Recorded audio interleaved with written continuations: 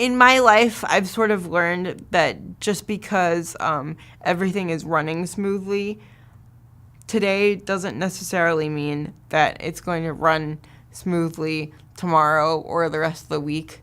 You sort of have to expect the unexpected when it comes to having a disability.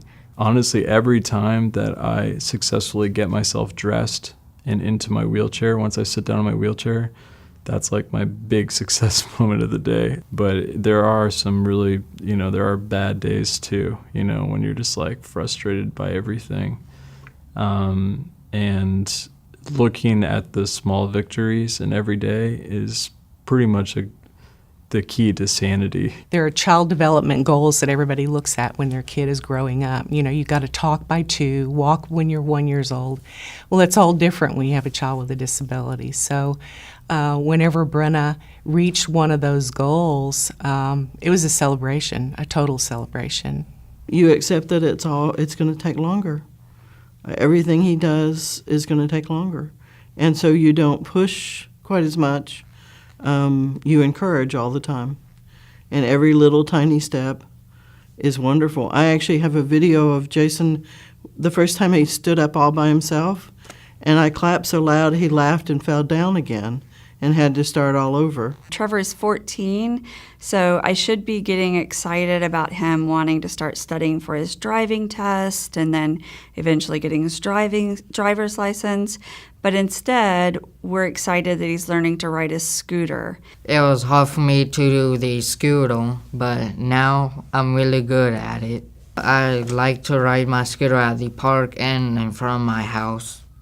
It took all those little times, all of our little small victories, going from only being able to communicate through picture exchange and sign language to being able to verbalize things.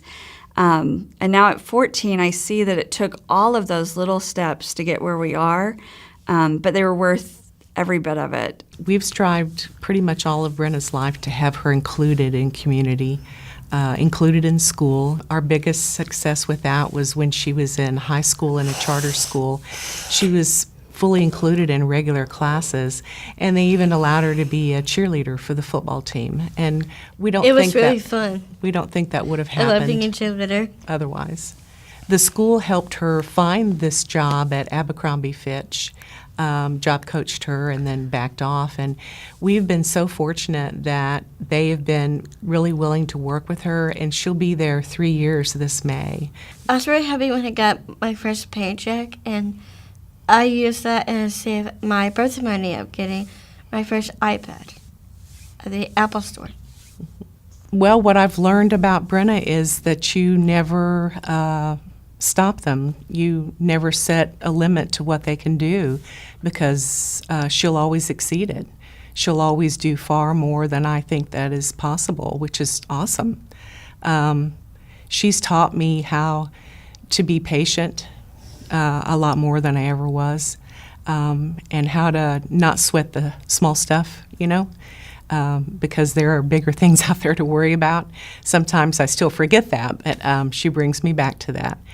And that every day can be a good day, because it is for her, She wakes up, in pretty good mood most of the time. But she knows when her dad and I are having a rough day, and will just pat us on the shoulder and say, "It's going to be okay."